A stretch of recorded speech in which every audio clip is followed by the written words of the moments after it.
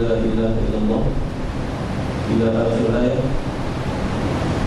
yakni tuntutan a'lam itu adakah nisbah uluhiyah atau rububiyah, dan apakah ia dalil wajib belajar sifat 20 atas qaul masyhur atau 13 sifat atas yang muktamad.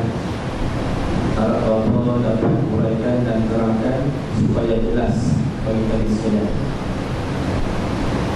Dan apakah tuntutan hadis Nabi Muhammad sallallahu alaihi wasallam, umirtu an uqatila an-nas hatta yashhadu an la ilaha illallah wa anna Muhammadar Rasulullah wa yuqimus salat wa yutuz zakat, fa idza fa'alu dhalik asamu minni dima'ahum wa amwalahum illa bihaqqil Islam wa hisabuhum 'ala Allah Ta'ala. Rawahu Bukhari wa Muslim. Maka apakah murad dan perbezaan dua tuntutan nas ini? Soalan yang ketiga, apakah hukum talfiq mazhab? Adakah talfiq dibenarkan dalam sebab-sebab tertentu?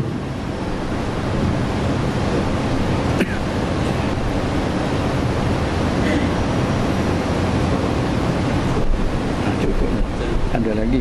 Betul apa? Soalan keempat, bolehkah niat sahaja waktu solat tanpa meniat rukun 13? Dan apakah yang dikatakan muqaranah mawfiyah? Soalan yang kelima, adakah wajib bagi anak perempuan yang telah berkahwin memberi nafkah kepada dua ibu bapanya? Soalan yang ke-7,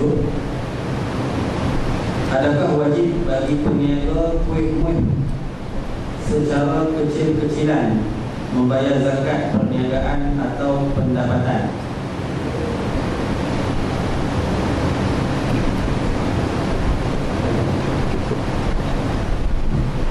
Adakah wajib atas imam memeriksa bacaan Fatihah 40 ahli Jumaat?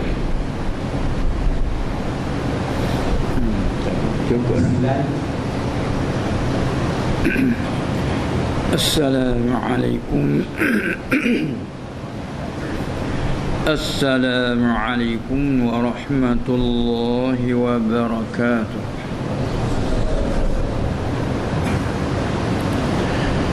Bismillahirrahmanirrahim.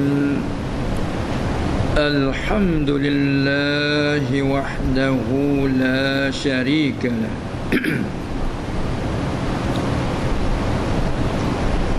Alladhi sadaqa wa'dah wa nasara 'abdah wa a'azza jundah wa hazamal ahzaba wahdah. Allahumma salli wa sallim wa barik ala sayyidina Muhammadin alladhi la nabiyya ba'dah wa ala alihi wa ashabihi ulil fadli wal hidayah والتابعين وتابع التابعين لهم بإحسان إلى يوم القيامة. أما بعد فأوصيكم بتقوى الله فأوصيكم وإياي بتقوى الله والسمع والطاعة لعلكم تفلحون يوم القيامة. رب اشرح لي صدري ويسر لي أمري واحلل عقدة من لساني يفقه قولي. Subhanaka la ilma lana illa ma 'allamtana innaka antal alimul hakim. ولا حول ولا قوة إلا بالله العلي العظيم. Yang dihormati tuan pengurusi majlis dan yang dihormati dimuliai imam-imam masjid dan ahli jawatan kuasa masjid, dan umumnya kepada hadirin hadirat daripada guru-guru, ustaz-ustaz yang turut hadir di majlis pada malam ini. Semoga-moga diberi manfaat oleh Allah Subhanahu wa taala, dan juga semoga dicucuri rahmat ke atas kita semuanya. Amin ya rabbal alamin. Alhamdulillah, syukur kita ke hadrat Allah Subhanahu wa taala yang mana di atas kurniaan yang telah dikurnia Allah kepada kita, khususnya kita hadirin dan hadirat. Antara lain, Allah masih lagi memberi umur, memanjangkan umur kita, usia kita. Di samping pula memberi taufik dan hidayah dapat kita mengamalkan sekadar mampu dan dapat kita melaksanakan, dan semoga-moga Allah melanjutkan umur kita lagi dalam keadaan sihat wal-afiyah. Di samping kita dapat beramalkan sekadar mampu amalan yang diredai olehnya.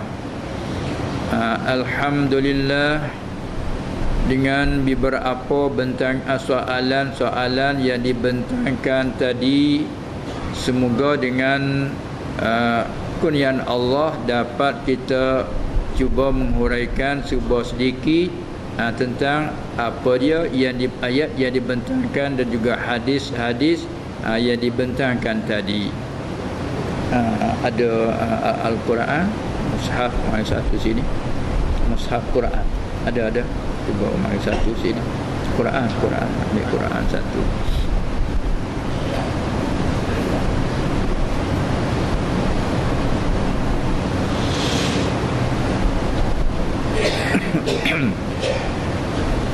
Alhamdulillah, sekali lagi kita mengucap syukur kehadrat Allah Subhanahu wa taala. Sebelum daripada kita meneruskan di dalam beberapa jawapan dan bagi soalan yang dibentangkan tadi, lebih dahulu marilah kita mengingatkan semuanya soalan-soalan yang dibentangkan tadi itu dibinakan di atas iman dan Islam, dan juga diiringi dengan ihsan yang selalu kita bahkan kita telah berpegang dan menganuti agama Islam sebagai agama yang diakui oleh Allah Subhanahu wa taala. Dan juga iman arti percaya kita dengan Allah Subhanahu wa taala dan segala nabi-nabinya alaihimussalatu wassalam, dan juga dengan segala kitab-kitab Allah termasuknya Al-Quran, dan juga dengan segala malaikatnya, dan dengan al-yaumil akhir, dan juga akhir sekali kita percaya dengan qada dan qadar. Artinya semua perkara itu Allah telah menentukan sedia kala, dan ia melakukan atas muwafaqah apa yang ia telah menentukan. Itulah yang kita selalu mengucap masyaallahu kana wa ma lam yasha lam yakun. Apa-apa barang yang telah Allah kehendak dan menentukan, berlakulah ia, berlakulah. Nah, Sebaliknya wa ma lam yasha, apa-apa barang yang tidak kehendaki oleh Allah, lam yakun, tak berlaku sama sekali. Kerana berlaku atau tidak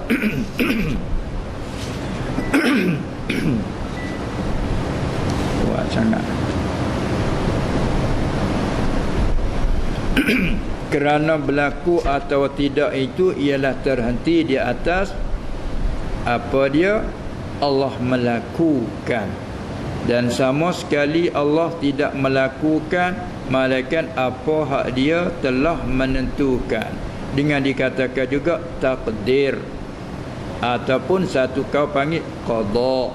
Itulah rukun iman kita yang ke-6, bahawa engkau percaya dengan qada qadar. Semua perkara itu berlaku dengan takdir dari Allah. Dengan perkara, semua perkara yang telah menentu oleh Allah Subhanahu wa taala.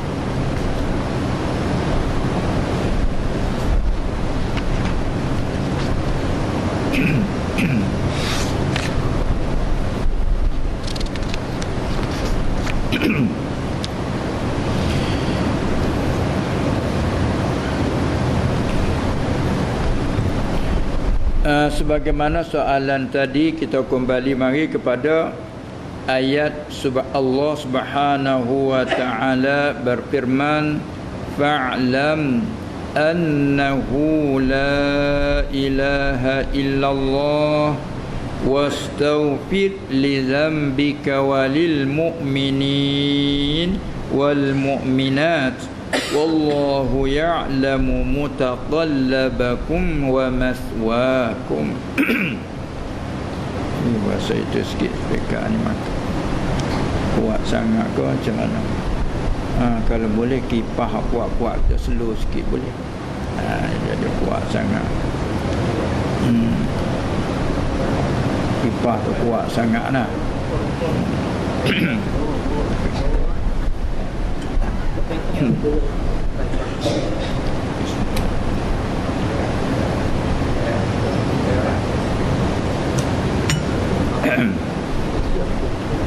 Hak bunyi kuat tu terselu. Kuat sangat. Maka dalam ayat yang difirmankan oleh Allah tadi dalam surah Muhammad, ayat yang ke-19,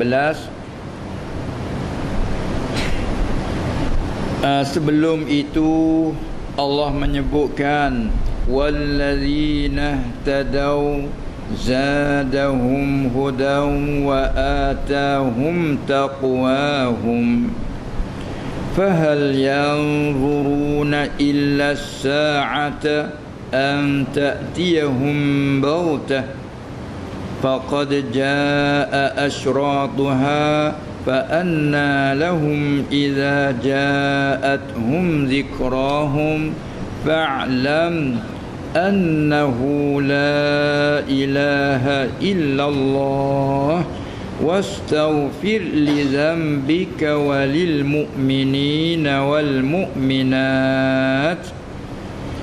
Maka ketahui olehmu, Allah perintah dengan ayat itu pada asal khitab. Kalau kita mengaji kaedah dia, kalimah fa'il amar, i'lam, fa'il amar, i'lam. Bila wasal, maka gugur hamzah wasal lalu baca fa'lam. Tidak baca fa'ilam, taklah fa'lam. Bila kita asingkan i'lam, dia mengaji lughah, mari daripada alima ya'lamu ilman. Tu kita dah panggil ilmu. Tu kita dah panggil mengikut kalimah Arab dijadikan Melayu. Ilmu. Apabila kita pergi kepada lughah alima ya'lamu, asal pada lughahnya dengan makna arafa ya'rifu, maka ketahui olehmu dengan makna tahu olehmu, kenal olehmu. Itu makna dia. Nah, kenal. Kalau luar Kedah ni nak jadi kok kenal lah. Macam mana? Kenal. Kenal. Bunyi itu. Kalau huruf lam di akhir bunyi itu lah. Tak pasal lah. Kenal. Itu petani kita kenal. Kenal. Orang petani kata potong lam tu bit, jadi cakapnya kenal. Asal walau bagaimanapun huruf surah kaf nun lam, kenal. Allah perintah dalam ayat itu suruh kita kenal dia. Tengok kita bila kita bertemu sama kita, kenal tak? Kenal tak? Tak kenal. Pernah kenal dia? Tak pernah kenal. Itu masalah kenal tak kenal, kenal tak kenal tu, kita sama kita ni terkadang tak wajib pun kenal. Tapi kalau kenal tu lagi baik. Kalau tak kenal pun tak salah. Tapi kalau Allah dia perintah suruh kita kenal dia, tak kenal salah. Itu fa'lam. Asal ayat itu tuju kepada Nabi sallallahu alaihi wasallam, dia panggil khitab. Kenal, ketahui olehmu, ataupun kenallah engkau. Engkau mu tu dipanggil khitab. Tawajjuh kita panggil tuju. Allah tuju ke siapa itu? Dia panggil khitab, tuju kepada Nabi sallallahu alaihi wasallam. Walhad, kenal dah. Sebelum dikhitab tu Nabi dah kenal. Kan? Apa makna kenal olehmu sedangkan dah kenal? Tak ketahui olehmu sedangkan dah tahu. Makna apa? Mengekali olehmu di atas keyakinanmu, pengenalanmu yang telah kenal itu. Macam kita orang Islam, umat Islam lagi yang beriman, apalagi kita orang mengaji, menuntut ilmu, kita kenal dah. Bahkan kita kenal Allah semenjak daripada kecil dulu, kerana ibu bapa kita selalu mengajar kita. Walaupun kita tidak kenal, tak pandai secara tafsili, mana kita ada dah kenal.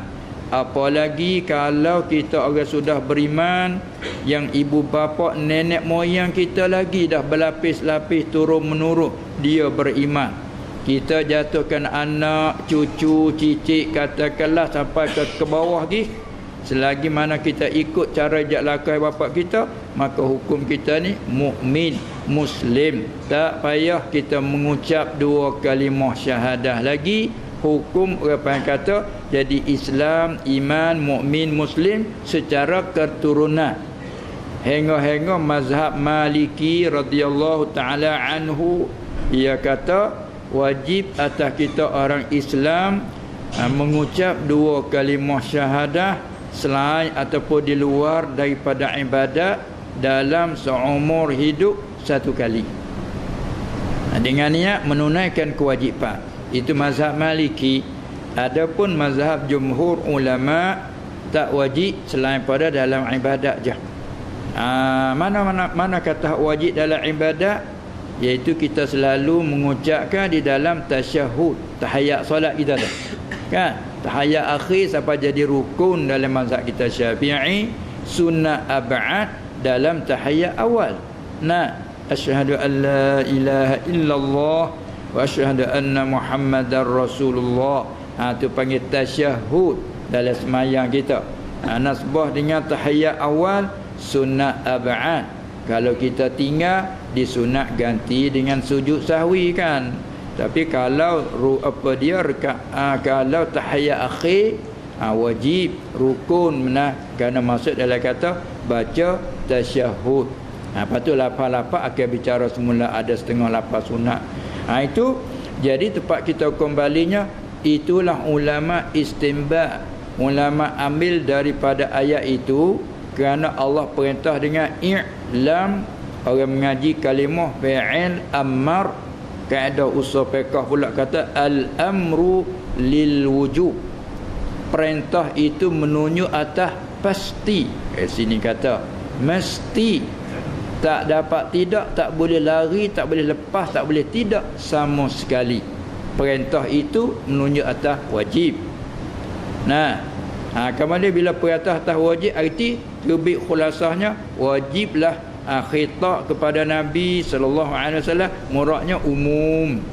Ini satu ayat dalam bentuk bercakap tuju kepada seorang tertentu, tapi kehendaknya bukan seorang jadi tuju itu saja, muradnya umum. Ni panggil khas, muradnya am, namanya begitu. Kalau kita kata ketahui olehmu, kenal olehmu, mu siapa? Ya Muhammad. Mu kenal. Adakah ayat ini tuju kepada Nabi, murad Nabi seorang saja?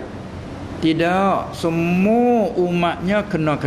Ini panggil tu khitab hanya kepada Nabi sallallahu alaihi wasallam, murad dikehendaki umum.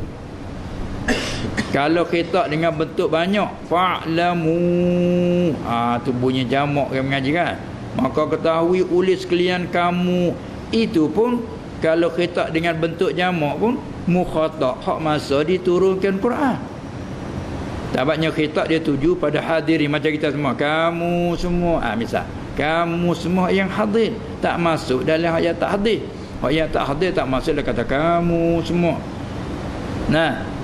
Masuk hanya ayat hadir, tapi muradnya umum. Apa umum? Kamu yang hadir, yang tidak hadir masuk semua. Begitu dalam ayat tadi, ketahui oleh kamu, kenal oleh kamu. Maknanya hai sekalian, hai Muhammad, murad semuanya. Bermakna tubik khulasah dan natijah daripada ayat itu dijadikan dalil. Inilah satunya ayat yang menunjuk atas menunjuk atas wajiblah. Wajib apa? Wajib syarak. Dengan mana wajib atas semua orang yang mukallaf.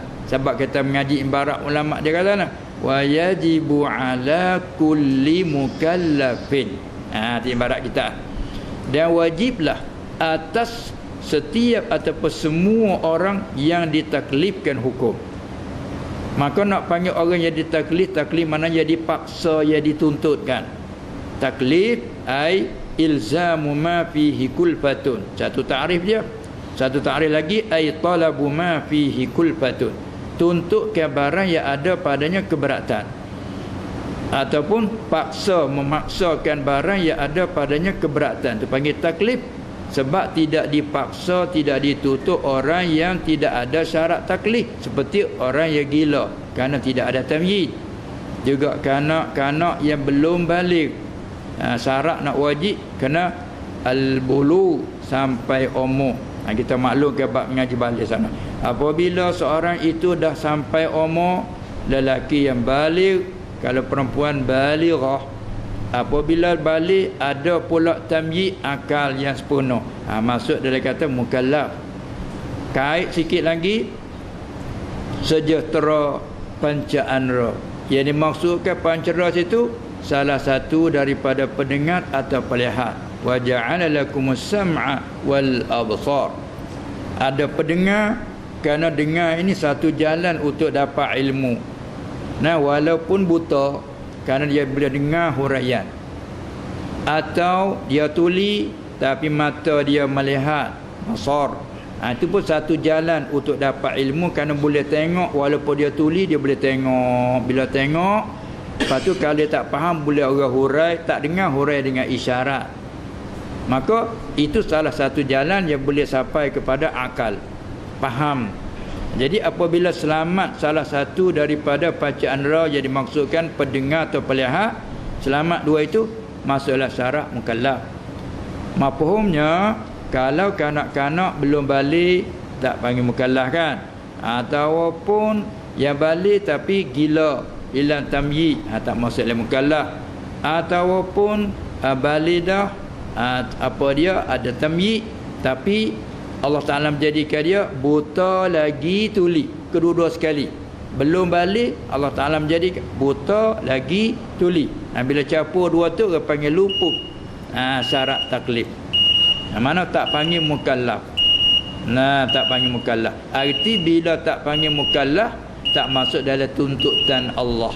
Tak kena, tak tahu pun, hak tu terserahlah kepada kemurahan Allah. Dia ampunkan. Itu terserah kepada dia. Cuma kita bercakap di atas peraturan, orang panggil orang bukan mukallaf. Apabila cukup syarat tersebut, satu lagi dia panggil sampai dakwah Islamiah. Sampai dakwah dengan bahawa ia bergaul, bercampur adu, bercampur gaul dengan masyarakat ramai di kalangan ada ulama-ulama. Panggil sampai dakwah Islamiah. Bila cukup yang tu, maka panggillah dia mukallaf. Maka kita semua ni dah mukallaf. Bila mukallaf masuk dalam khitab ayat dengan secara umum, kenalah, ketahui olehmu, kena olehmu annahu, bahawasanya la ilaha illallah, tidak ada yang disembah dengan sebenar itu malaikat hanya Allah sahaja. Tu tubik mai asa tu dapat erti daripada nafi isbat. La ilaha, tidak ada yang disembah dengan sebenar. Banyak orang terjemah Tuhan. Makna dia tu sebab dua kita terjemah sama. Rabb biasa diterjemah juga Tuhan. Apabila ilah pun biasa diterjemah Tuhan juga. Walha pengertian lain-lain tu. Walaupun makna tu satu, pengertian dua kalimah, dua perkataan itu lain-lain. Rabb pengertiannya pencipta ataupun yang menciptakan. Rabb. Maka bila terjemah Tuhan, kita saling kata Tuan. Kalau orang petani panggil Tuan, Tuan punya. Macam rumah ini siapa tuan punyanya. Kalau tak tahu nama, cuma kenal saja, tak tahu ni tuan punya. Siapa tuan punya kereta ini? Saya tuan punya. Kita tak tahu nama. Awak ni, ya, ni saya punya. Itu mana Rabb pada lugah. Saya punya, mana Rabb bermakna Malik. Rabbil alamin ay malikil alamin. Dan diartikan juga Rabbil alamin, khaliqil alamin, yang menciptakan, yang menjadikan sekalian alam. Tu Rabb, maka panggil Tuhan arti tuan. Tuan yang menciptakan, Tuan yang menjadikan, Tuan yang memiliki, mempunyai, Tuan yang membela, Tuan yang mengatur semua. Mana Rabb. Tuhan mana begitu. Manakala ilah dia mari daripada kalimah ilah, dia bahas daripada kalimah ilah. Apa ilah? Mari daripada aliha ya'lahu, ilahan sejenis dengan makna apa? Mana abada ya'budu. Arti sembah. Arti sembah. Abada ya'budu, ibadah arti sembah. Nah, kalau gitu apabila kata ilaha, terjemah Tuhan juga dengan makna yang disembah dengan sebenar. Sebab kalau mengaji kaedah lurah dia, la ilaha ay la ma'buda bihaqqin, tidak ada Tuhan yang disembah dengan sebenar. Kadang-kadang kita jauhi, dia kata tidak ada Tuhan yang disembah dengan sebenar. Yang disembah dengan sebenar tu panggil tafsir makna Tuhan tu. Tidak ada Tuhan arti yang disembah dengan sebenar tidak ada, malaikat hanya Allah. Jadi bila kita faham dari situ bahawa Rabb, Tuhan, mengerti pada dia tu bersifat dengan mencipta. Tuhan bersifat dengan menciptakan, mengadakan, mempunyai, memilik. Itu erti Rabb. Manakala ilah, Tuhan, dia bersifat dengan berhak disembah. Itu pun lain-lain. Maka dua-dua itu, Rabb baik, ilah baik. Siapakah? Ialah tidak ada Rabb, Rabbil alamin, malaikat hanya Allah. Tidak ada ilah yang disebut dengan jadi sembah dengan sebenar, malaikat Allah. Atau kalau dok bagi rububiyah, dok bagi uluhiyah, murad kau tu sah. Hak nama Allah tu, Rabb pun dia. Yang mana dialah Tuhan yang memiliki sekalian alam, yang menjadi, mencipta sekalian alam. Rabb, namanya Allah tu lah. Sebab tu dah baca Alhamdulillah. Siapa dia? Allah, Rabbil alamin. Lepas Fatihah tu tak payah kita pergi jauh lah, selalu kita dengar. Alhamdulillah, puji-puji itu hanya bagi Allah. Siapa Allah? Rabbil alamin. Kalau mengaji kaedah boleh sah dibaca Rabbul alamin kaedah. Salat huwa, ialah Allah tu Rabbul alamin. Tu mengikut kaedah Tapi nak baca, tengok Quran ada ke tak qiraat waria baca begitu, tak ada, tak boleh. Kerana Quran itu kena qiraah muttaba'ah, cara kita nak baca kena ikut je. Tapi dari segi bahasan kaedah, dari segi makna sah Rabbul Alamin. Siapa Allah? Huwa, ialah Rabbul Alamin, yang mencipta, yang memiliki, mempunyai, yang mendidik, yang membelah. Banyak arti dia tu akan sekalian alam. Maka Rabbul Alamin, hak nama Allah. Ilah tu siapa? Ia juga, tak ada yang lain malaikat ia. Ni tempat silap orang musyrikin dulu ni. Silap orang musyrikin kerana dia alim di beberapa segi. Silap di beberapa segi. Mana tempat dia alim, bila disoal dia siapa yang menjadi, yang menciptakan langit dan bumi, mereka mengaku Allah. Tu betul. Tu pandailah tu. Kena pada wakil jawapan dia. Siapa yang memperjalankan langit dan bumi? Dia jawab Allah. Betul. Tapi bila dia amal ibadat, sembah, dia sembah patung. Musyrikin Arab ke tu, dia sembahkan berhala yang pada Kaabah saja tu 360 keliling Kaabah tu. Tapi sekarang kita tengok tak ada apalah. Zaman mula Nabi SAW dibangkit jadi Nabi, bangkit jadi Rasul dengan keadaan berhala penuh dah. Dan Kaabah tu antara pala Bukit Safa Marwah yang kita dak pergi mari tu ada berhala. Di tengah jalan antara Safa Marwah pun ada berhala. Jadi kalau orang musyrikin dia buat haji pun dia sampai kepada Safa, dia sujud ke berhala. Mulai turun berjalan sampai ke tengah, sujud. Lagi sampai kepada kepala Marwah ada berhala, dia sujud. Tu panggil apa tu? Dia ibadat sujud kepada yang lain daripada Allah. Tu panggil musyrikin. Sebab dia sekutu pada ibadat. Sedangkan la ilaha, tidak ada yang disembah dengan sebenar, tidak ada, illallah je. Tidak ada sembahan malaikat, Allah je. Mu kena yakin begitu. Apabila begitu, lahirlah kita fahamlah. Kalau kata hambat dia panggil tauhid rububiyah, mengesahkan keadaan Tuhan punya. Siapa dia? Allah je. Tu mengesahkan rubub, sebab Allah juga Rabb. Manakala sembah pula, kita sembah berapa? Kita sembah hanya akan Tuhan yang Maha Esa, bukan? Hak nama Allah tu juga. Tu ilah pun Allah, Rabb pun Allah. Adapun musyrikin bila ditanya Rabb Allah, tapi bila dia ibadat sembah yang lain, itu salah tu. Sebab itulah apa dia Allah Ta'ala perintah kepada mereka, suruh mereka sembah hanya Allah. Wa ilahukum ilahun wahidun. Fa'lam annahu la ilaha illallah. Ni musyrikin marah pada ayat bila dibaca ayat macam ni. Sebab apa dia marah? Sebab tersentuh dengan amalan dia. Amalan dia sembah yang lain. Tapi bila tanya siapa menjadi langit, Allah. Dia mengaku Allah. Tapi bila dia sembah yang lain. Allah Ta'ala kata wa ilahukum, dan bermula sembahan kamu itu hanyalah ilahun wahid, sembahan yang satu, tidak ada yang lain. Siapa sembahan yang tu? Ayat ni pula la ilaha illallah. Tu dia marah ke Nabi Muhammad sallallahu alaihi wasallam. Ambil mari dari mana ni menyalahi nenek moyang kita ini? Sebab dia kata Muhammad ni atana bima lam na'rif. Dia kata Muhammad bawa datangkan agama yang kita tak pernah kenal ni dari nenek moyang kita ni. Nenek moyang kita duk sujud begini, sembah ke berhala begini. Bagi asal lagi kata dia. Datang-datang Muhammad mari suruh kita tinggal sembahan yang telah kita sembah. Bukan hanya kita, nenek moyang kita mari berapa lapisan di atas. Sebab tu bila dikata kepada mereka wa idza qila lahum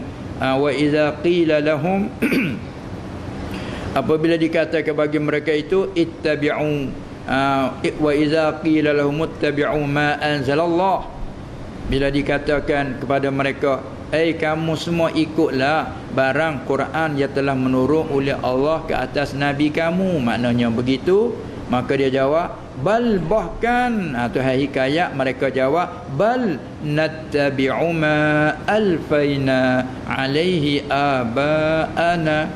Dia kata bahkan idrak ibtali, hak yang diajak suruh semua ikut barang yang menurut Al-Quran, tak, kami hanya ikut barang yang telah kami dapati nenek moyang kami buat begini, turun menurun sampai ke kami.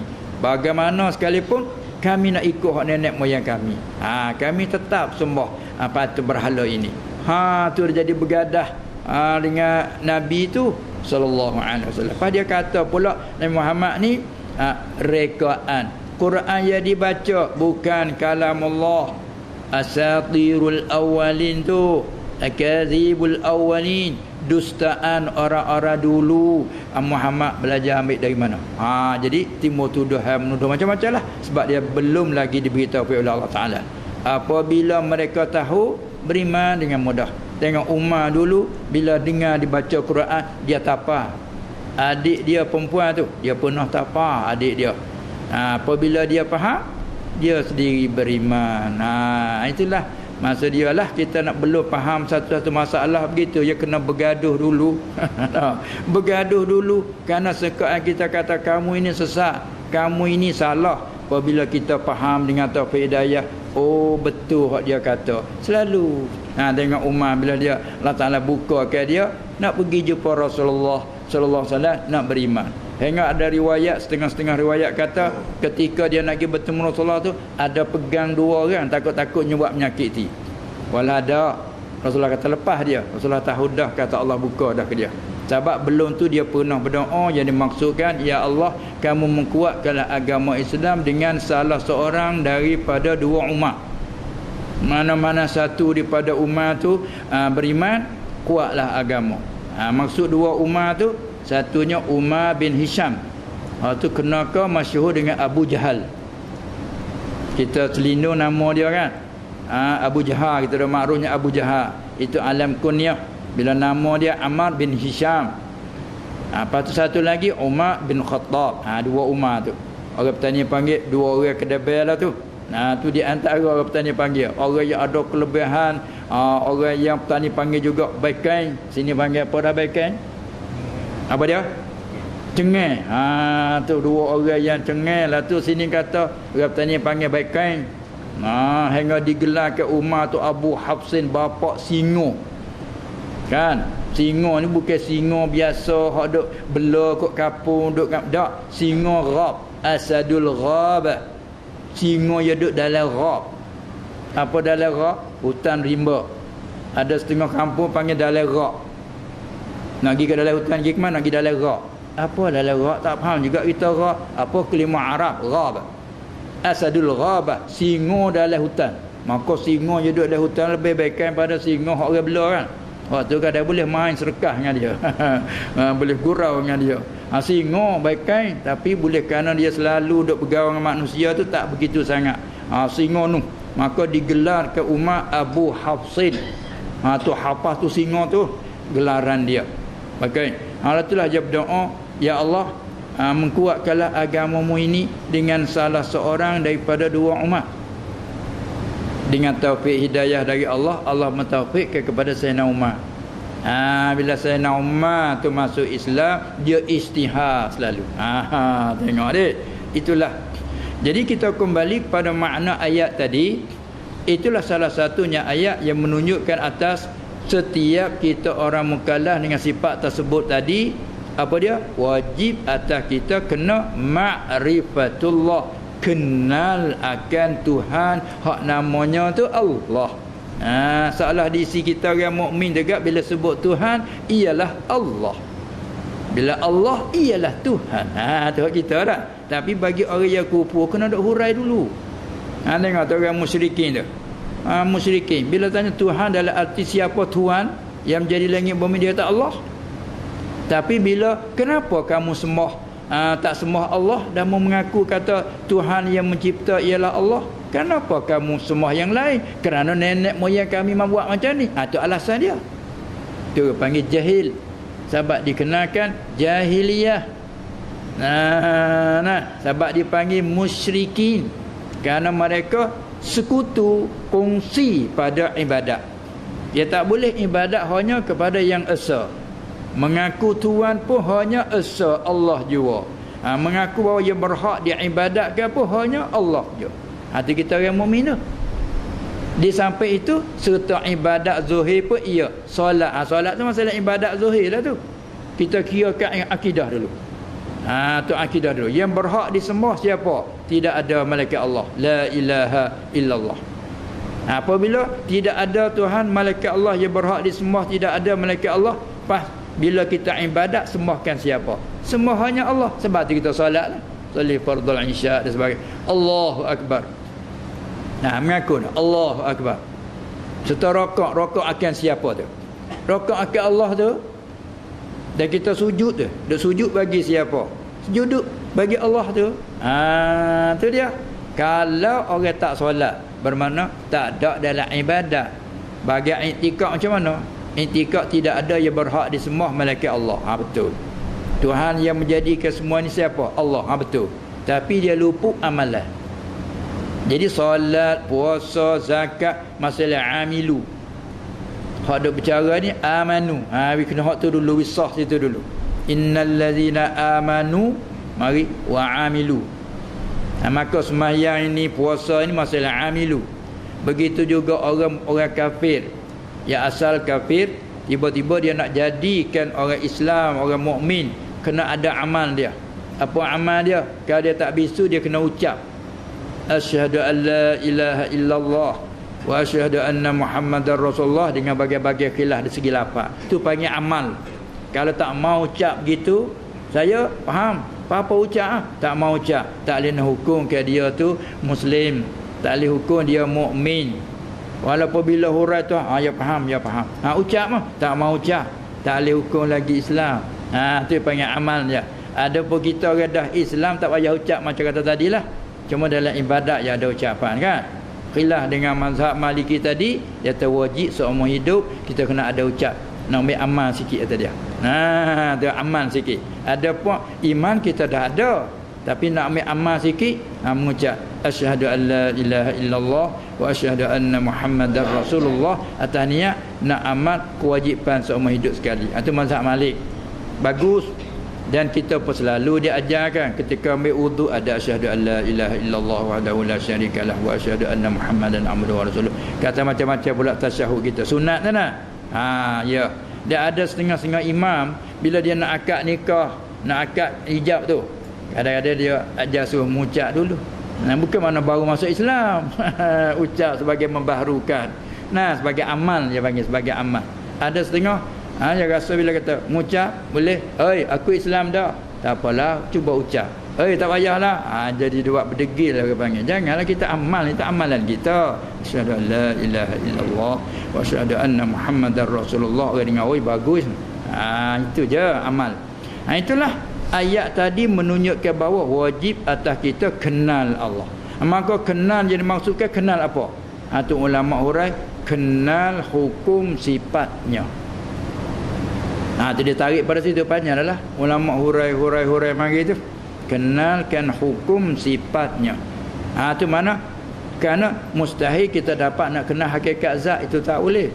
Kenalkan hukum sifatnya, sifat Allah. Apa di antara sifat? Tu baik mari tu. Apa di antara sifatnya? Umum.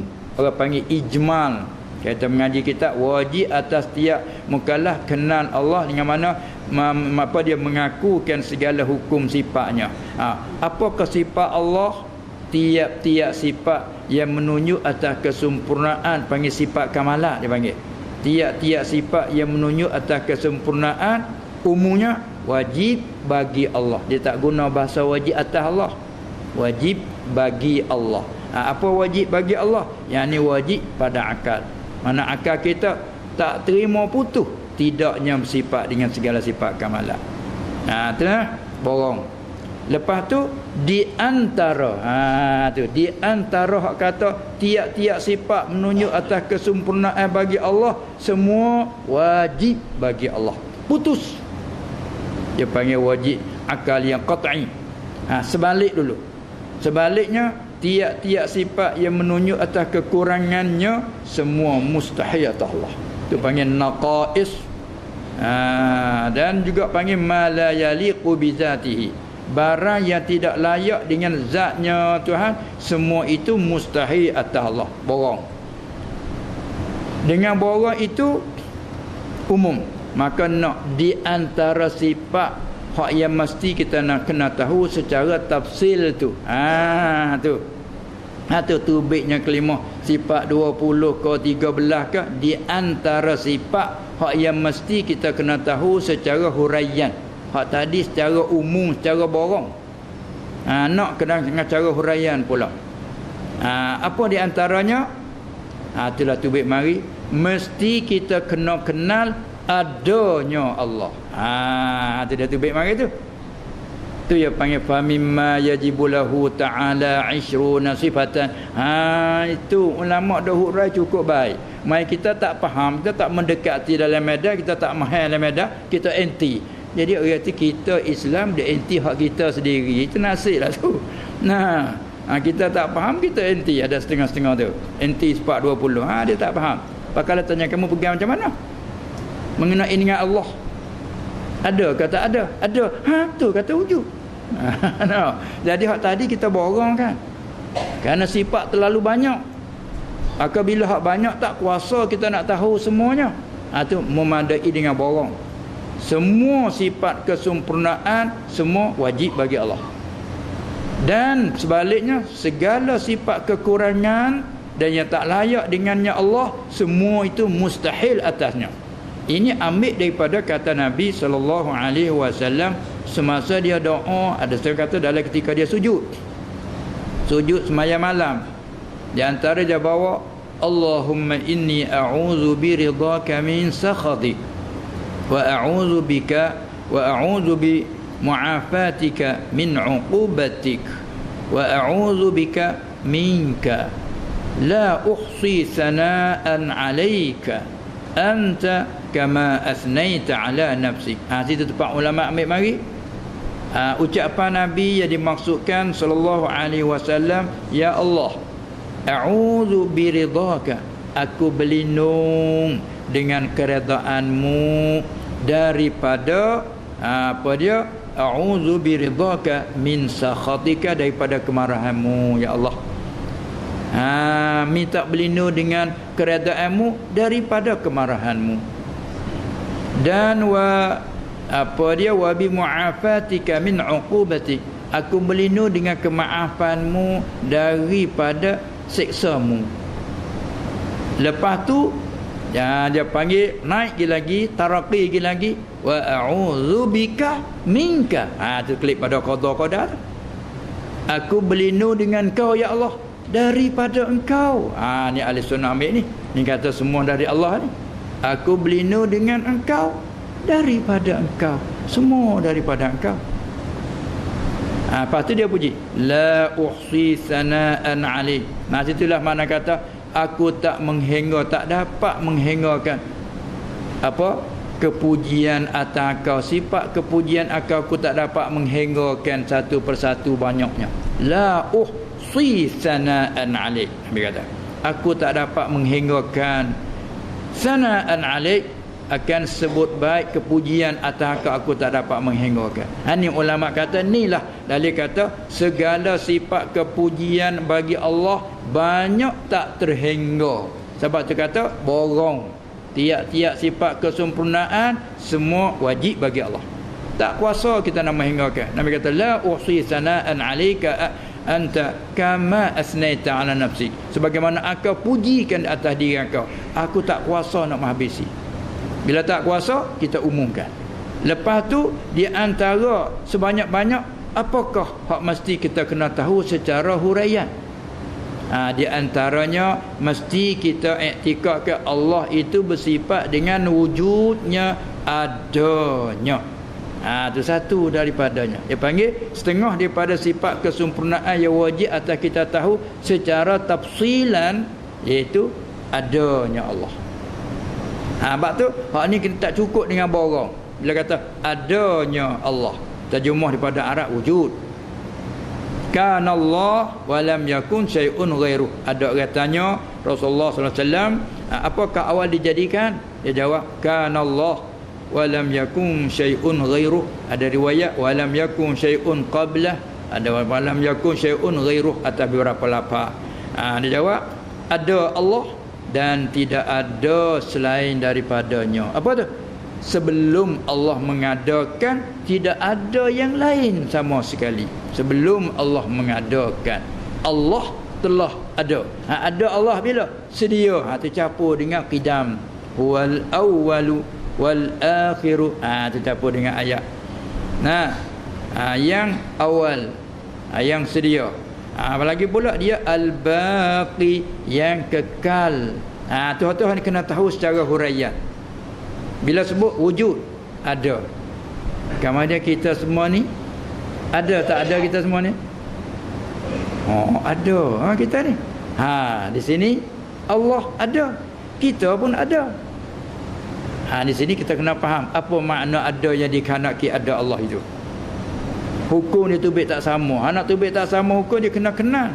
Kalau mengaji nahwu, tak sah nak hukum malaikat makrifat. Bagi mengaji kata mubtada. Tak boleh tak sah jadi mubtada malaikat isim ma'rifah. Panggil nahwu ma'rifah, cuba kita wakaf dengan atas supaya ngaji usul kena isim ma'rifat. Ma'rifat. Bila tak ma'rifat mana kita nak hukum?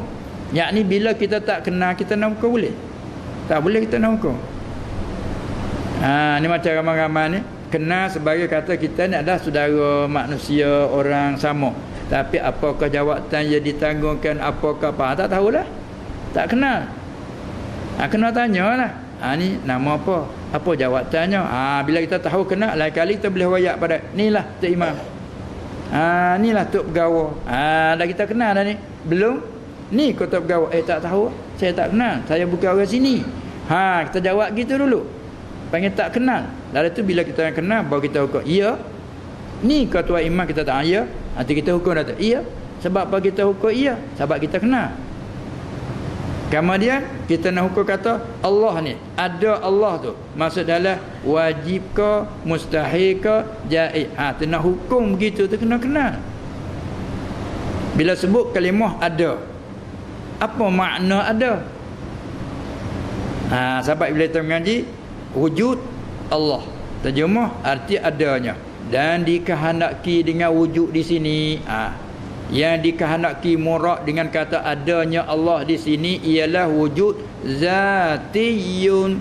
Tu muradnya. Wujud yang zati. Bila wujud yang zati itu wujud Allah. Lain pada Allah, wujud yang lain pada Allah semua tu bukan zati. Ataupun dengan kata lain haqiqun, itu wujud Allah. Ada wujud yang lain pada Allah, ada lain pada Allah bukan zati, aridi dia panggil. Apa aridi? Sebab Allah mengada, kita ada. Itu panggil arid. Sebab Allah mengadalah kita ada. Sebab Allah menciptalah kita ni tercipta. Diciptakan dia panggil. Maka Allah sendiri ada dia. Siapa yang menciptakan? Tu kadang-kadang ada orang tanya situ. Kita ni ada sebab syaitan pada dalam hadis sebut. Bila kita tanya, siapa menjadi langit bumi? Allah. Siapa yang menjadikanmu? Allah. Siapa yang menjadikan itu ini? Allah. Allah. Akhir dia tanya, siapa menjadikan Allah? Kita nak jawab macam mana? Kita tahu tak ada siapa yang menjadi. Boleh yang ada, tidak ada yang menjadi. Kita tergugat. Tu. Sebab itulah dia pengen kata kena faham artinya. Wujud Allah hakiki, zati. Apa makna wujud zati? Adanya Allah itu tidak tersebab daripada yang mengadakan.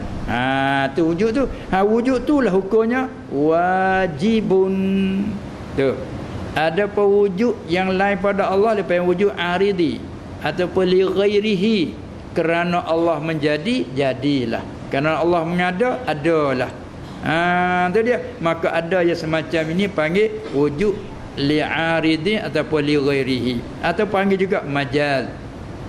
Maka hukumnya wujud kita ini, ada kita ini hukum macam mana? Adakah hukum wajib ke? Tak boleh. kena hukum jaizun. Ya harus je. Ya harus. Sebab tu kita harus ada, harus tiada. Dalam keadaan ada begini, harus tiadanya. Dalam keadaan begini, terima tiadanya. Ada apa Allah tak terima tiadanya. Tu panggil kekal. Ada Allah, adakah didului oleh tiada? Tidak. Itu panggil qidam. Duk panggil. Tu kita panggil adanya, sedia, kekal. Apa makna sedia? Apa makna kekal? Kerana kita selalu juga bercakap rumah hak sedia, kebun hak sedia. Ni kebun awak ni, hak awak, usaha awak kan ada hak sedia. Apa murah hak sedia? Tidak ada mula. Bukan. Sedia dengan mana tidak ada mula, khas sifat Allah je. Pas sedia dengan mana? Hak lama, hak masa orang tua lagi, daripada datuk lagi kebun ni. Ayah pun menerima pesaka daripada hak datuk lah, orang awal buat kebun ni, buka tanah di sini, buatkan kebun di sini, daripada datuk kita nenek ke atas lagi, turun menurun sampai ke kita anak cucu ni terima pesaka. Berarti ini kebun hak sedia. Sedia mana apa? Sedia mana lama. Dia panggil qadim zaman. Ada pun Allah, sedia Allah hakiki. Tu hak tu kena tahu huraian tu. Inilah ulama kata hak mesti kita tahu secara huraian itu 13 atas kaum yang rajah. Ada pun 7 lagi dia panggil lawazim bagi 7. Dalam 13 tu apa dia? Qudrat, irada, ilmu, hayat, sama, basar, kalam tu 7. Hak 7 lagi kaunuhu tak payah bilang. Bila kita i'tikad Tuhan kuasa, lazim oleh keadaannya yang kuasa, tak payah bilang, kata dia. Tetapi kaum yang masyhur, kaum masyhur kata sungguh lazim, tapi bab akidah ni ada kebimbangan besar, tak seperti bab lain. Al-khatar fi hadzal fan azim. Kebimbangan pada ini ilmu bab akidah lebih ditakuti, itu sangat-sangat besar. Lalu tu kita kena sebut, bila sebut qadrat, kaunuhu qadiran, lazim dia. Bila sebut iradat, mai kaunuhu muridan.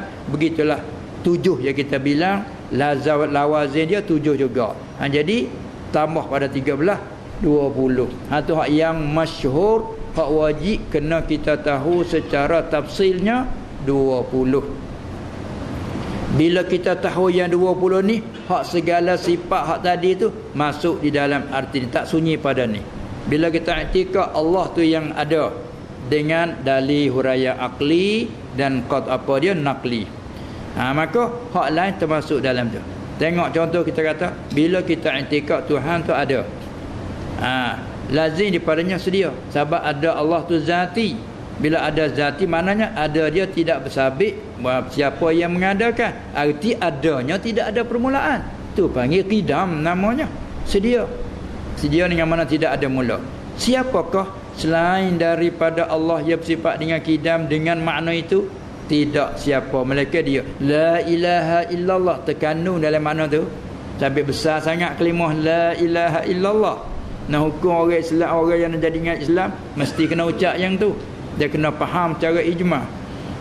Tu dia. Daripada situlah ulama kutip mari, ini hak mesti kita kena tahu secara huraian. Patut yang lain masuk secara borong. Semua sifat kamalah masuk dalam itulah. Itulah yang ulama istinbat ambil mari. Dia pungut daripada ayat. Mestinya kita i'tikad Tuhan yang maha kuasa, qadir. Tuhan yang maha kuasa. Sebab kuasa dia ni dalil menyebut dia kuasa. Kita ini ada ini bukan semata-mata ada sendiri. Ada dengan ada yang mencipta. Ni tutubik akidah kata ada yang mencipta. Kalau tak kuasa mana boleh nak mengadakan. Mesti ada qudrat. Itu huraian di sana. Jadi tepat ambilnya ulama ambil daripada Quran tadilah. Lepas tu dia pungut mari cukup dengan yang ni lazim makna begini. Seperti kata arada, irada.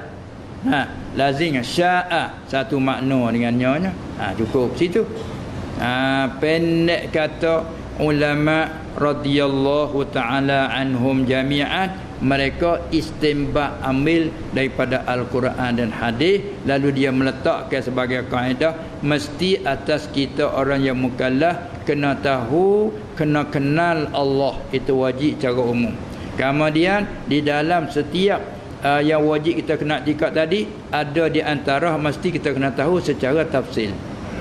Contoh seperti kata malaikat. Hak kita itikad secara ijmal macam mana? Banyak tak terhingga malaikat. La ya'lamu junuda rabbihim illa wa ma ya'lamu junuda rabbihim illa hu, dan tidaklah mengetahui akan tentera Tuhan, yakni malaikat ia jua yang tahu. Tapi di samping itu kita kena kenal hak jalan tafsir, seperti ketua-ketua malaikat Jibril alaihi salam. Tahu jalan tafsir. Apa tugasnya Jibril? Antara lain menurun wahyu, mengilhamkan. Itu tugas di antara. Tu kita nak tak tahu tak boleh. Siapa di antara ketua malaikat? Tak tahu. Tak boleh tu. Kena tahu Jibril. Mikail, Izrail, Israfil. Apa tugasannya secara umum? Dia paling kena tahu jalan tafsir. Patut lain pada tu banyak malaikat tak terhingga banyaknya. Tak ada kena tahu satu persatu. Itulah juga nabi-nabi Allah alaihi wassalatu wassalam. Banyak orang manusia hamba Allah yang Allah Taala lantik jadi nabi.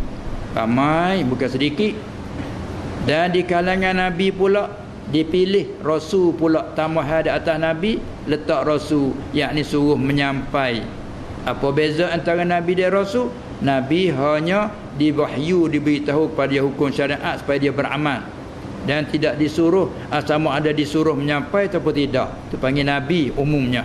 Apabila disuruh menyampai, nabi lagi rasul. Nabi lagi rasul. Baik. Berapa orang katanya nabi lagi rasul? Kita umumkan. Allah lah yang tahunya. Kita tidak menentukan. Walaupun ada yang menentukan 300 lebih, maka tak kalau hak lebih tu lebih berapa? Ada riwayat 13, ada riwayat 14, ada riwayat 15. Maka mana satu? Itu ulama kata lebih selamat kita serahkan bilangan kepada Allah jua yang tahu.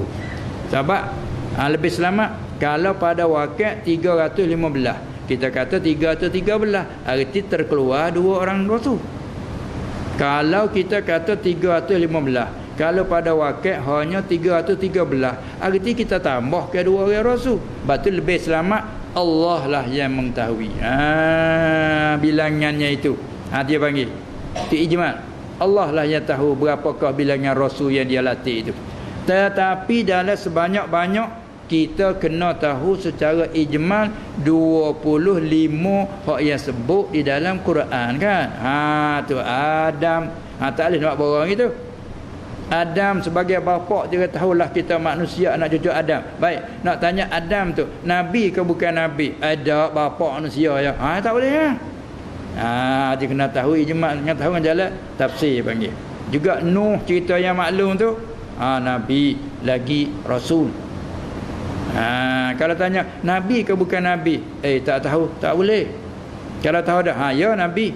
Tanya lagi, nabi lagi rasul ke nabi sahaja? Tak tahulah, nabi saja barangkali. Jangan barangkali.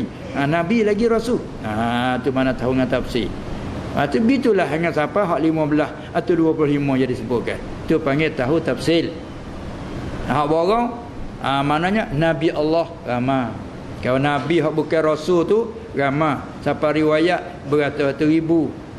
Oleh kerana riwayat mutaribah lebih selamat Allah lah yang tahu. Tapi kalau kita nak riwayat juga angka, tupu pada riwayat. Ada riwayat kata 2,240,000. Dia panggil kitab panggil 2 kati. Apa dia? 2 laksa 2 kati. Apa dia panggil apa dah? 2 laksa. Tak ingat dah bahasa kita lah ni banyak cakap 200,000. Kalau 10,000 dia panggil selaksa kan? Bila 10 laksa panggil sekati. Ni lurah ni hilang ni. Lurah ni hilang ni. Kalau 10,000 kita panggil atau surat lama panggil selaksa, 1 laksa. Bila 10 laksa, lurah lama panggil satu kati, sekati panggil. Bila 10 kati tu jadi baru sejuta kan. Tapi kita lah ni tak cakap. Kita cakap ratus ribu. Lepas tu bila cukup 10 tak panggil selaksa, panggil 10,000. Nah, bila 10,000 10 kali pula tak panggil sekati, panggil 100,000. Bila 10 kali 100,000 barulah panggil juta. Jadi lakah ribu nak juta. Lepas tu kat 10,000, 100,000, 200,000, 300,000 sampai ke 900,000 sejuta. Jadi tinggal 2 kalimah tu tak cakap. Selaksa jangan cakap, sekati jangan cakap. Tapi lagi-lagi tak je 2 sekati 2 laksa. 124,000. Sekati 2 laksa 4,000. Ada riwayat kata. Kalau kita nak riwayat tu pada riwayat, ya. Tapi hak lebih selamat Allah lah yang tahu bilangan ramai mereka itu. Tu dia. Tapi hak 25 ni tak boleh nak jawab tak tahu, tak boleh. Ibrahim tu bapa Ismail dan Ishak, tiga-tiga beranak, Nabi lagi Rasul tak? Ya, Nabi lagi Rasul. Tiba yang kena tahu jalan tafsir. Demikianlah sifat Allah Subhanahu Wa Taala. Tiap-tiap sifat kesempurnaan semua wajib bagi Allah. Sebaliknya, tiap-tiap sifat kekurangan mustahil atas Allah. Di antara apakah kita kena tahu jalan tafsir? Wujud Allah kena tahu tafsir. Qidamnya, kekal bakarnya dan mukhalafah bersalahan Allah bagi Allah, bersalahan Allah bagi sekian makhluk. Semua tu Allah ulama pungut ambil daripada Quran. Di antara laisa kamitsli syai' buat ibarat mukhalafatuhu ta'ala lil hawadith, pungut daripada al-awwal. Kana Allah wa lam yakun syai'un ghairuh, tu baik mai wujudnya, tu baik mai qidamnya. Tu ulama pula istinbat mari supaya nak jaga umat selamat. Itu dia. Jadi bila mereka ittifaq di ahli sunnah kata yang tu sebanyak tu kena tahu jalan tafsir. Bila kita tak tahu yang tu, orang panduk dalam salah kita. Sebab ulama dengar ni. Supaya juga bab solat. Ulama ittifaq kata solat 5 waktu ini wajib lagi fardu. Bukan saja ittifaq, naik lagi panggilan ijma' dia panggil. Ijma' siapa? Ijma' kalangan ulama mujtahidin. Jadi bila mereka ijma' kata ini hak wajib lagi fardu, kalau kita i'tikad tak wajib, kufur. Mereka orang yang jahil ma'zur, kerana dia tu besar tempat dia jauh daripada ulama. Mereka kalau dia duk bergaul dengan ulama, lagi pula maklum minad darurah, kalau dia ikar semaya 5 waktu tak wajib pun, tu panggil ingkar. Ataupun tak tahu, tak boleh. Sebab ittifaq dan ijma' ulama kata ini wajib lagi fardu ain atas setiap orang mukallaf. Ada pun lain daripada 5, khilaf dah lah. Bila khilaf tu rahmat bagi kita. Witir wajib ke tak wajib? Wajib ke sunat? Ulama kada khilaf, bukan kita je berkhilaf. Ulama muktabar nu khilaf. Dia kata wajib witir itu. Siapa tak buat witir berdosa bina tahap kata wajib. Tapi kalau ingkar wajib tak kufur. Tengok beza. Witir wajib ke tak wajib? Tak wajib, tak hukum kufur. Sebab ulama dia khilaf. Tapi hak yang berjalan atas kata wajib mesti kena kerja witir seperti orang mazhab Hanafi. Di sini dia wajib witir. Siapa tak mengerja witir dikira berdosa. Kalau tinggal terus, siapa tak boleh jadi saksi ada pun jumhur ulama witir itu lain pada 5 waktu, hukumnya sunat. Maka ada dalil-dalil menunjuk atas wajib sebagaimana dipegang oleh orang Hanafi. Ulama yang kata tak wajib ni tangguh atas sunnah muakkadah. Ni pasal khilaf tu. Hak yang lain pada 5 kalau tak wajib tak salah. Tapi hak 5 ni kalau tak wajib kufur. Ni ayat terkerudukkan ulama. Begitulah sifat Allah. Hak lain pada 13 ataupun 20 memandai dengan borang. Tapi hak satu daripada 13 ni ittifaq ulama ahli sunnah. Saya kira hak lain lah mesti kena tahu secara tafsil. Jangan ayat gitu. Bukan hanya sifat Tuhan 20 dia tak faham. Mana sifat 20 mana tu? Tu dia. Itu ayat kata di kalangan hak wajib kita tahu jalan tafsir tu dia. Tahu dengan dalilnya. Apakah dalil menyertai adanya Allah? Tu nak dalil. Apakah dalil menyertai sedianya Allah? Tu nak pada dalil. dalil aqli naqli. Nah, yang qat'i bukan zanni, kerana tak memadai akidah dengan dalil zanni. Dalil ada ihtimal. Ya kena qat'i. Mana masa kita agak dalil yang putus tak ada ihtimal, ma la yahtamilu naqidha. Barang yang tidak ada ihtimal lawan. Tu paling dalil qat'i. Tu maksud ulama dah hurai mari tu. Supaya kita mengaji nak contoh kita juga. Mari mengaji bab solat. Bila kita nak solat, kena tahu rukun-rukunnya. Berapakah rukun solat? Khilaf pula tu. Ada yang bila ni rukun, yang nu tak bila rukun. Dah. Bila ikhtilaf, rahmat bagi kita. Rukun hak ijma' niat. Rukun sembahyang niat. Tu ijma'. Arti mafhum kalau sembahyang dengan tidak ada niat, dia agak solat itu tidak sah. Dalil ijma'. Ada pun dengan jalan nas daripada Quran hadis tidak nyata. Hadis innamal a'malu binniyat bukan jadi nah atas niat bagi solat. Sebab innamal a'malu binniyat umum. Sesungguhnya hanya segala amal ialah dengan niat. Dengan mana tidak jadi ataupun tidak sah ataupun tidak sempurna melainkan dengan niat. Dia panggil ada padanya ihtimal. Lepas tu mana dalil kata sembahyang itu wajib niat? Ijma'. Tu kemahlah ijma'. La tajtami'u ummati ala dalalah. Tidak berhimpun umatku di atas perkara sesat satu pun tidak. Bila dia ijma', tu. Berarti bila ijma' ulama, sempit kita. Diri semaya 5 waktu ijma' kata wajib. Siapa kata tak wajib? Kupalah. Malaikat, saya tak tahu, saya baru Islam. Ingat ke diberi pilih je. Ingat ke Islam tu mengucap sudah jadi Islam, tak payahlah solat boleh, tak mau solat boleh. Macam saya duduk dalam kafir dulu, nak menyembah boleh, tak mau menyembah ikut saya. Salah gitu ya silap faham. Tak boleh nah. Mun jadi Islam dah kena tahu bahawa solat 5 waktu ini hukumnya kena mengaku kata wajib mesti. Tak buat juga tu hak tu soalan kita derhaka namanya. Kita tak buat, nama kita derhaka perintah Allah. Tapi kalau kita kata tak wajib, nama kita ingkar. Itu tak boleh lah. Tanganlah Islam kamu kalau mengata saya tak tahu, tak apa lain kali tak. Supaya juga kita orang Islam dah bila tahu jangan. Apa semaya hukum semaya 5 waktu tak wajib. Itu jangan. Ada apa bagaimana semaya 5 waktu? Ya wajib atas semua orang Islam. Kamu tak Islam? Ya saya Islam. Kenapa kamu tak solat? Saya malas, saya segan. Tak apa. Tak apa. Bukan tak apa, tak haram, tak apa yang ni tak dihukum ke kufur, tak apalah tu. Betul dia. Itu maksudnya begitu deh. Itulah tadi huraian. Lepas tu mari pula dengan apa hadis yang dibentangkan, umirtu an uqatilan nasa jami'an hatta yashhadu an la ilaha illallah wa anna muhammadar rasulullah wa yuqimus salah wa yu'tuz zakah. Baik. Aku telah diperintah akan aku.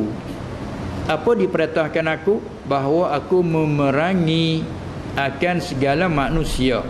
Jadi makna hadis ni kita maklum. Semasa ia di Makkah, semasa ia dilantik umur dia 40 lebih kurang, dilantik ke dia jadi rasul. Semasa itu hanya mengajak, dipanggil dakwah, seru, ajak, panggil manusia kepada beriman. Dan amalannya solat tu belum difardukan lagi, hanya sebelum hijrah, atau kata 3 tahun, atau khilaf pula tu. Semasa di Isra' Mi'raj tu, tu baru dipuji 5 waktu. Sebelum pada tu solat ada kata dengan qiyamul lail. Lepas tu dinasah sampai kepada kita ni setakat dipuji kepada malam Mi'raj. Mulai dari situ sampai kepada akhir kiamat lah, wajib 5 waktu. Ada pun orang yang Islam sebelum tu duk qiyamul lail, ya ayyuhal muzammil qumil laila illa qalila. Suruh qiyam, berqiyamul lail. Kamarnya bila dinasah, di sini ulama kata, adakah dinasah ni umum sampai ke hak Nabi sendiri pun dinasah juga ke kita umat je? Ada ulama mengatakan hak dinasah nasbah kita umat, yakni nasah daripada wajib jadi sunnah. Kan qiyamul lail tu sunnah, wajib tak. Sebab lain pada 5 waktu tak ada hak wajib. Jumhur termasuk mazhab kita Syafi'i. Tak ada yang wajib, semua tu sunat. Hingga muakkadah, ghair muakkadah, tu lain pula lah. Itu dia. Jadi semasa dia menyeru manusia ajak kepada beriman, dan hak dilarang pertama kalinya ialah di antaranya suruh tinggalkan berhala, warujza fahjur. Dan berhala itu tinggal kan. Lepas tu makanan pula hak diharam awalnya bangkai, kerana orang musyrikin sangat dengan bangkai itu. Maka dilarangkan bangkai dan babi, tak berapa perkara lagi diharamkan. Lepas tu kamar dia pada tu haram judi masa hijrah duduk di Madinah ni dah. Masa di Mekah duduk halal lagi. Tak dilarangkan lagi berjudi, minum arak, kerana minuman utama bagi orang Arab ke arak lah. Seperti zaman-zaman kita juga kadang-kadang lebih pada teh lagi. Suka pada minum Pandang kita larang putus selalu, seolah kata biar dulu, tengok hak lebih penting dulu. Ni kita boleh ambil sini cara tiruannya. Ikut jalanan kita nak dakwah manusia, kita nak ajak orang tu, walaupun zaman kita hak haram tetap haram dah, bukan baru duk nasah dah, tak nasah dah, hak haram tetap haram. Tapi cara kita nak ajak orang ni kena tengok kita mana lebih penting dulu, ambil yang tu dulu. Yang lain kita biar dulu, bukan kita halalkan, biar dulu. Cara nak tarik apa dia minat sekali barang tu haram, biar dulu. Kita cara bertolak asuh, tolak asuh. Tu cara bijak pandai, hikmah dalam menyeru. Bukan kata haram jadah. Kebanyakan orang duk kerja dia tahu dah. Haram kamu minum arak. Tu amak kena. Tu dia. Walah dia tahu dah. Itu cara pandailah. Maka bila begitu perang tak disuruh lagi. Jangan sampai setengah-setengah sahabat sakit hati bila Quraisy dok buat menyakiti. Walaupun tak menyakiti ke diri, kadang-kadang menyakiti Rasulullah, jadi sakit hati nak marah. Mai berasa nak marah. Bila nak marah tu, ya Rasulullah izin kita perang mereka. Jangan, Rasulullah kata aku tidak diperintahkan. Masa tu tak ada perintah lagi. Jangan, sabar. Kita disuruh sabar. Suruh sabar, seolah terdidik lah. Dia buat peperiksaan hati dia panggil. Dia buat periksa mana duduk dalam peperiksaan hati. Supaya nak masak hati bila beriman, nak jadi kukuh iman dengan ada ujian, supaya kita tahan hati dalam ujian, kemah agamanya. Maka sakit hati moga lelaki, orang petani panggil jatah ke jatah ni, ada tukar sakit hati kan. Tak lawan apa. Bila sakit hati lawan. Tu dia. Sakit hati dia minta izin dengan Rasulullah sallallahu alaihi wasallam. Jangan, Rasulullah kata aku tidak diperintahkan. Dia kata nak buat apa-apa turut perintah dari Allah. Begitulah keadaan 13 tahun masa di Mekah kan. Dengan siapa dia sendiri tu, masa Abu Talib dah ada berapa kali dia minta pada Abu Talib, kamu lepas anak penakan kamu, kami nak ajar sendiri. Tengok pun Abu Jahal tu buat pakatan, pergi berjumpa dengan Abu Talib. Moga Nabi SAW duduk dalam jagaan Abu Talib kan. Dia nak buat apa? Dia hormat lah kepada Abu Talib ni, salah seorang jadi hormat. Lalu tu dia minta dengan Abu Talib, melepas anak saudaramu ni, kalau tidak melarang anak saudaramu, jangan duk kata, duk mencelahan Tuhan kami ini. Maka dia pun nasihat pada anak. Nabi menangis, mengalir air mata.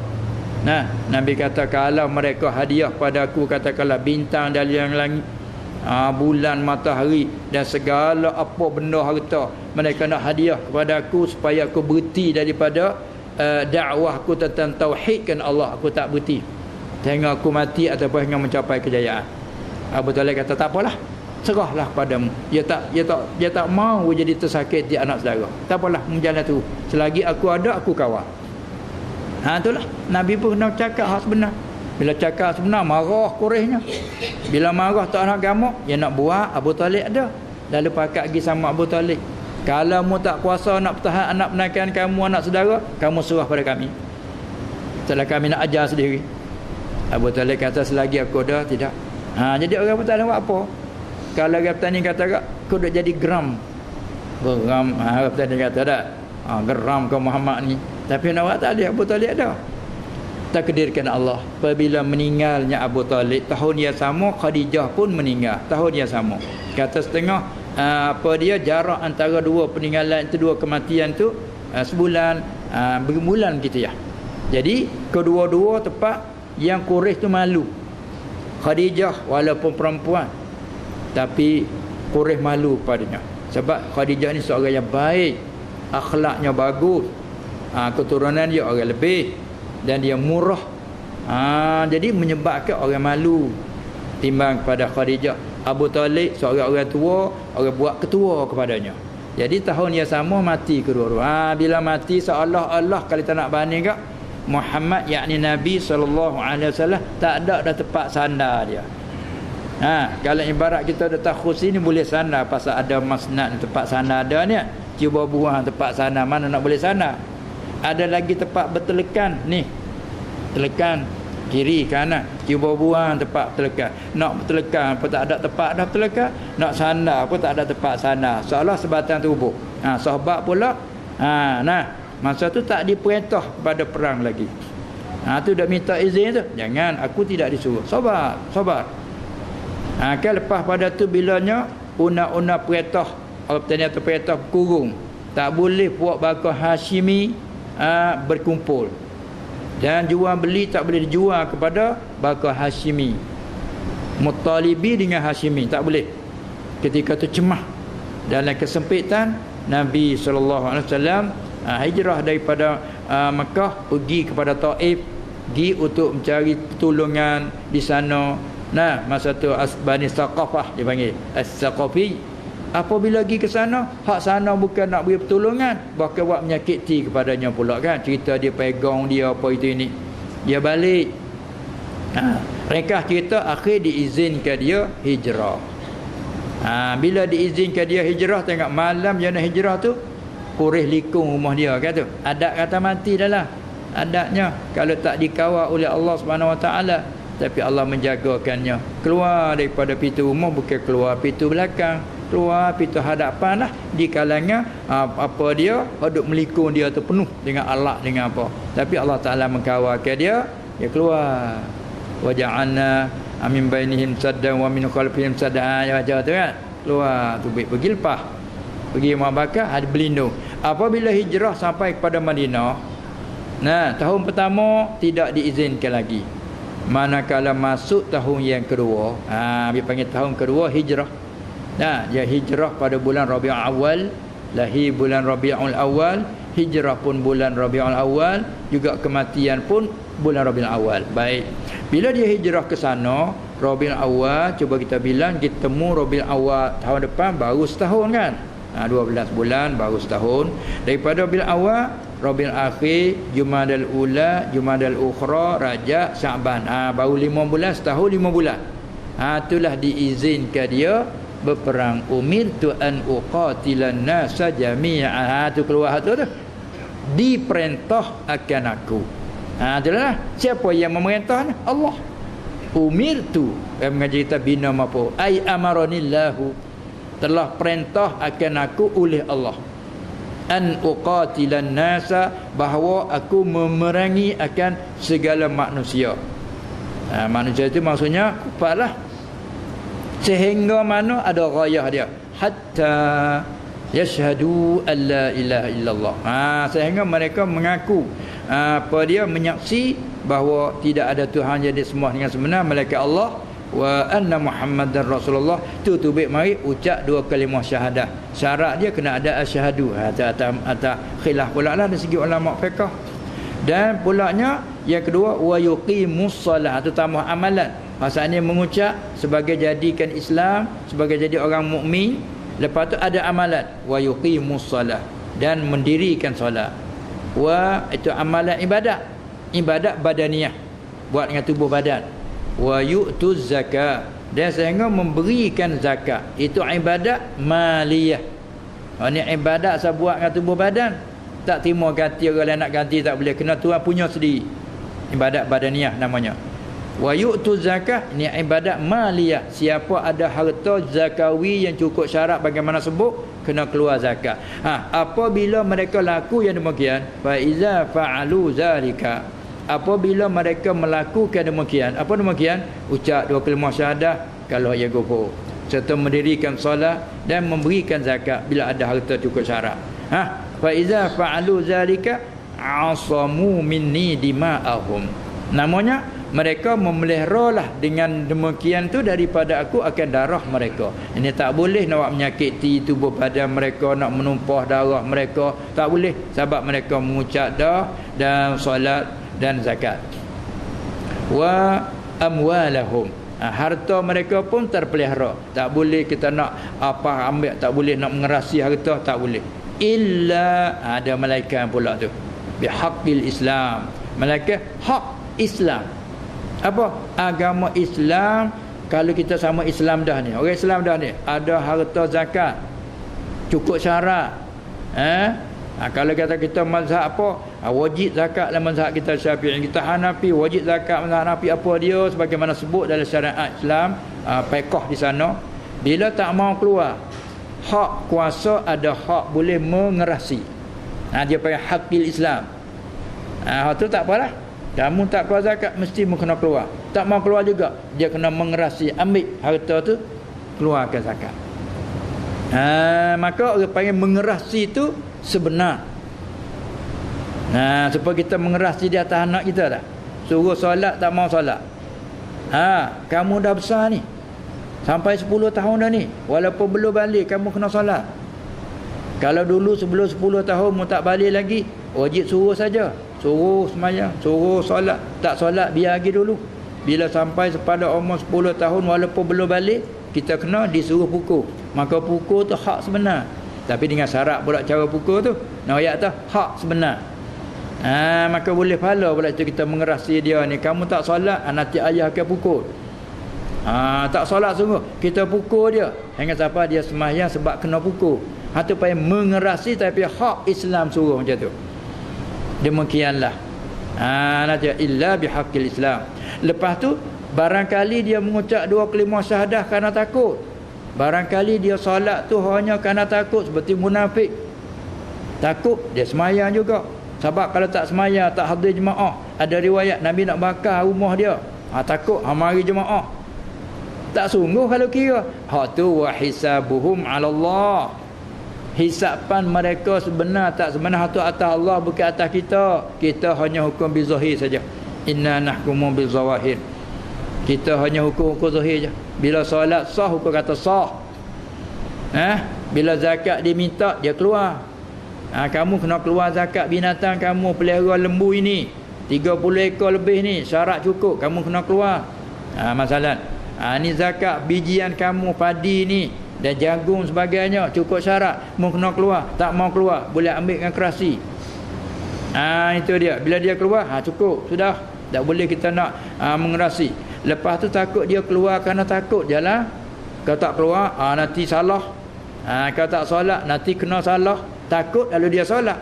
Tu serah pada Allah. Hati serah ke Allah. Sebab itulah maknanya bab seksa semua terserah pada Allah. Kita hanya hukum zahir. Bila solat sah, hukum sah. Lepas tutup tan wajib. Bila dia keluar zakat, cukup syarat, hukumnya sah. Lepas tutup tan wajib. Tapi setara mana ikhlas tak ikhlas kerana takut ke manusia ke, takut ke pemerintah je ke, tak takut ke Allah. Tu atas Allah, bukan atas kita. Tu wa hisabuhum 'ala Allah. Tu isyarat pada kena ada ikhlas.